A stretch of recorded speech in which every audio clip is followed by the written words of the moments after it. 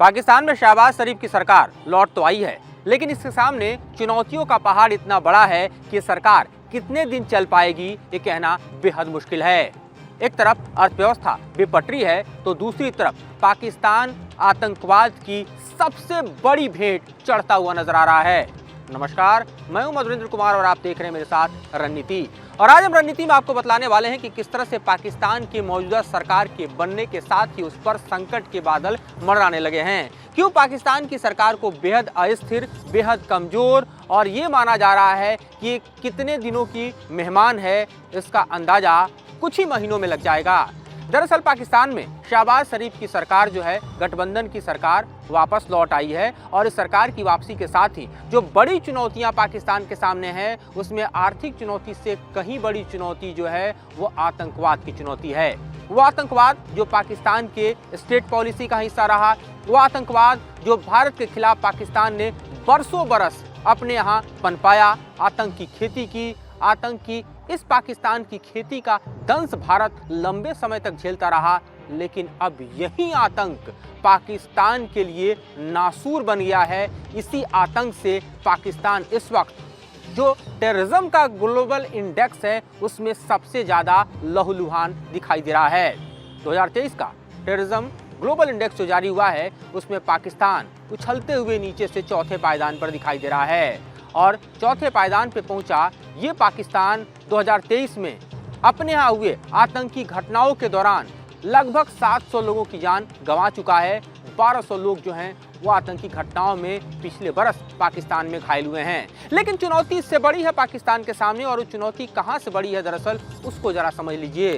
पाकिस्तान में सत्ता व्यवस्था को पूरी तरह से समाप्त कर तालिबानी व्यवस्था को लाने की कसम टीटीपी खा चुकी है और टीटीपी का खुला ऐलान है कि पाकिस्तान में जो मौजूदा इस्लामिक सरकार है वो गैर इस्लामिक है। पाकिस्तान में उसी दिन इस्लामिक सरकार की स्थापना होगी जिस दिन शरिया के कानून के मुताबिक तालिबान जो है वो पाकिस्तान के ऊपर अपनी सत्ता स्थापित करेगा, ठीक वैसे ही जैसे अफगानिस्तान में तालिबान की सत्ता है। तो तालिबान जिसकी सत्ता की अफगानिस्तान में वापसी के लिए पाकिस्तान की सेना ने दरअसल बखूबी प्रयास किए, सफलता भी मिली। लेकिन तब इमरान खान की सरकार थी, उस सरकार के पलटने के बाद शहबाज शरीफ की सरकार आई, 16 महीने चली, चुनाव हुए, फिर दोबारा शहबाज शरीफ तो आ गए।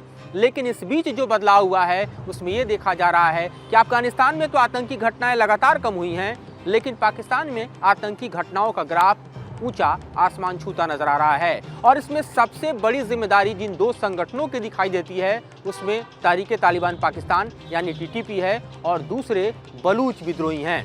यहाँ बलूचिस्तान का भी जिक्र करना बेहद लाजमी है क्योंकि बलूचिस्तान में लगातार पाकिस्तान से अलग होने की मांग उठती रही है। बलूचिस्तान खुद को आज़ाद करना चाहता है। बलूचिस्तान के लोगों का मानना है कि पाकिस्तान ने उन पर जबरन कब्जा कर रखा है, लिहाजा बलूचिस्तान में भी आतंकी गतिविधियां लगातार बढ़ी हैं और इसके चलते भी पाकिस्तान की सेना, पाकिस्तान की पुलिस जो है बलूचिस्तान के आतंकी गुटों से लगातार लहूलुहान हो रही है।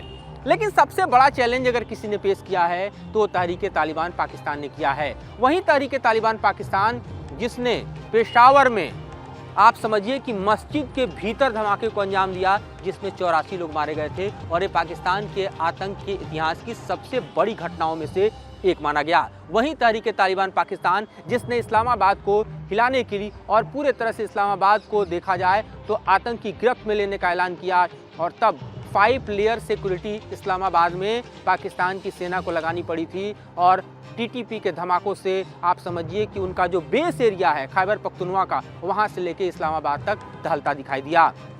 लेकिन इस बीच जो दरअसल पाकिस्तान और अफगानिस्तान के बीच तनाव बढ़ा टीटीपी को लेकर, क्योंकि टीटीपी के जो बड़े अड्डे हैं वो अफगानिस्तान की ज़मीन पर हैं। टीटीपी को तालिबान का खुला समर्थन है। टीटीपी में अलकायदा के आतंकी भी शामिल हो रहे हैं और अगर वैचारिक तौर पर देखें तो तालिबान की जो इस वक्त की अफगानिस्तान में बैठी हुई सरकार है वो टीटीपी को समर्थन करती है और इसके लिए पाकिस्तान और अफगानिस्तान के बीच जो है एक बड़ा टसल हो चुका है। और इस टसल के बाद हालांकि अफगानिस्तान ने मामले को शांत कर दिया, लेकिन टीटीपी फिर से अपने ग्राउंड को मजबूत करने की पुरजोर कोशिश कर रहा है और जाहिर है ये शहबाज शरीफ के सरकार के सामने सबसे बड़ी चुनौती पेश करने वाला है, क्योंकि इस वक्त की सरकार जो है वो पाकिस्तान की कंगाली, भुखमरी और बदहाली से आवाम को निकालना चाहती है। लेकिन इस बीच आतंक का दंश इतना बड़ा है जो ठीक वैसे ही दिखाई देता है जो कि पौराणिक कथाओं में हम भस्मासुर के जरिए समझ सकते हैं।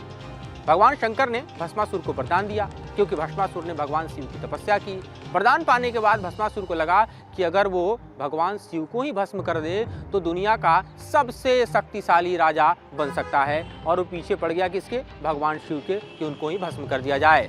आगे की कहानी पर न जाते हुए मैं ये बतलाऊं आपको कि दरअसल भारत को भस्म करने के लिए, भारत को लहूलुहान करने के लिए, भारत को निस्तेज करने के लिए पाकिस्तान ने अपनी ज़मीन पर आतंकवाद की खूब खेती की, आतंकवाद को खूब प्रश्रय दिया, और उसके आतंकवाद का दंश भारत जो है मुंबई हमले के तौर पर देखिए, पार्लियामेंट हमले के तौर पर देखिए, और तमाम भारत के अन्य हिस्सों में हो रहे आतंकी हमलों के जरिए देखिए कि किस तरह से झेलता रहा, लंबे समय तक झेलता रहा। ये और बात है कि पिछले 5 से 6 सालों में देखिए तो पाकिस्तान के आतंकवाद पर नकेल कसने में भारी कामयाबी जो है हम देख रहे हैं, जिसके चलते ग्लोबल जो टेररिज्म का इंडेक्स है उसमें भारत जो है 14 पायदान नीचे चला गया है, यानी हमारे यहाँ कम आतंकी घटनाएं हुई है। लेकिन पाकिस्तान जिसने आतंक की नीति बनाई, जिसने आतंकवादियों को पाला, जिसने आतंकवादियों को पोसा, अब वही दरअसल उसकी दंश झेल रहा है। और इस तरह से हम देख रहे हैं कि पाकिस्तान जो है आतंक के भस्मासुर से किस तरह भस्म होता दिखाई दे रहा है। तो जरा अब तक के ग्राफ पे हम नज़र डाल लेते हैं, आंकड़े क्या कहते हैं इसका भी जिक्र कर रहे हैं। 2023 में पाकिस्तान में आतंकी घटनाओं में टीटीपी का योगदान देखिए तो लगभग 43% है, यानी लगभग बराबर। उसके बाद बलूचिस्तान का नंबर आता है।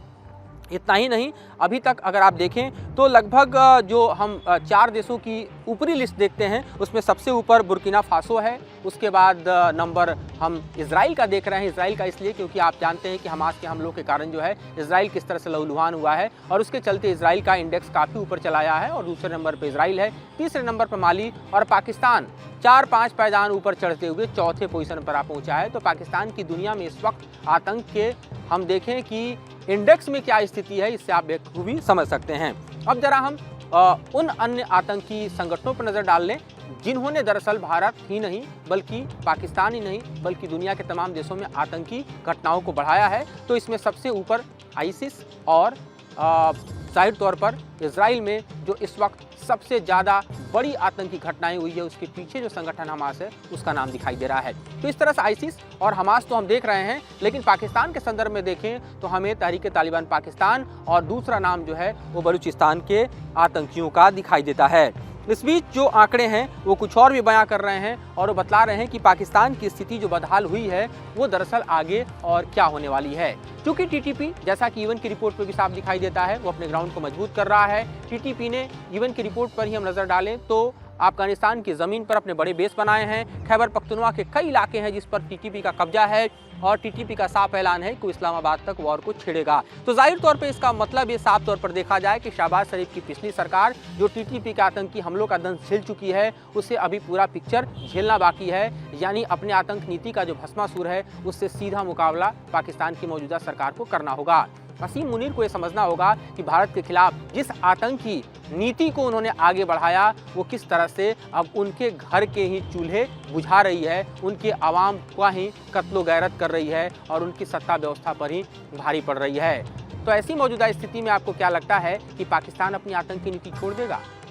शायद नहीं, क्योंकि पाकिस्तान के पास दरअसल इस वक्त भारत के खिलाफ जो डीप स्टेट क्रिएट करने का जो समूचा एक तरह से पॉलिसी शिफ्ट है वो अब भी आतंकवाद पर है। कश्मीर में आतंकियों को प्रश्रय देना पाकिस्तान की पहली ज़रूरत है। ये और बात है कि डिटरेंट के तौर पर भारत ने ऐसी मजबूत स्थिति पैदा की है कि पाकिस्तान इस वक्त जो है आप देखिए तो भारत के लगे सीमावर्ती इलाकों में एक तरह से सीज फायर कर चुका है, क्योंकि उसके पास गोले खरीदने के पैसे नहीं हैं, बंदूक चलाने के कारतूस नहीं हैं, और है भी तो उसे रिजर्व रखना चाहता है ताकि युद्ध की स्थिति में उसके काम आए। लेकिन हम जानते हैं कि इन तमाम स्थितियों के आड़ में, सीज फायर की आड़ में पाकिस्तान किस तरह से जम्मू के इलाकों में आतंक को बढ़ावा दे रहा है और भारतीय सेना उसका प्रतिकार कर रही है। लेकिन पाकिस्तान के खुद के घर में अब आतंकवाद का ऐसा जाल फैल चुका है कि इस जाल को तोड़ना पाकिस्तान की सेना के सामने सबसे बड़ी चुनौती है, और उससे वसीम मुनीर कैसे निपटेंगे, शहबाज शरीफ कैसे निपटेंगे, ये देखना बेहद दिलचस्प होगा, क्योंकि पाकिस्तान के आतंक का भस्मासुर अब पाकिस्तान को ही लीलने के लिए तैयार बैठा है। इस मसले पर एक और रिपोर्ट आपके सामने लाएंगे। रणनीति के किसी और एपिसोड में हम इस पर और विस्तार से चर्चा करेंगे और बताएंगे कि दरअसल पाकिस्तान में हो क्या रहा है। फिलहाल मुझे और मेरे सहयोगी जयराम को दीजिए इजाज़त।